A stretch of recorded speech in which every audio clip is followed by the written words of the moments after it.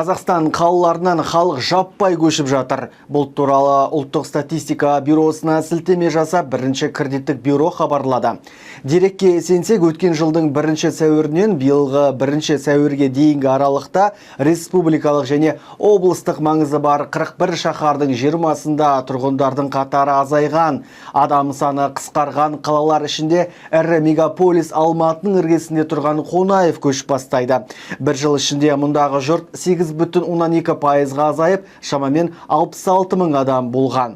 Екінші орында Семей тұр. Шаһардан бір жыл ішінде тұрғындардың 5,1% кетіп, 314 мың адам қалған. Ресей жалға алған Байқоңыр қаласында да дәл осындай динамика сақталып отыр.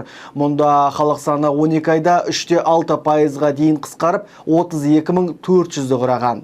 3 қаланың ішінде бұқарасы тұрақты түрде азайып жатқан қала Семей мен Байқоңыр көрінеді.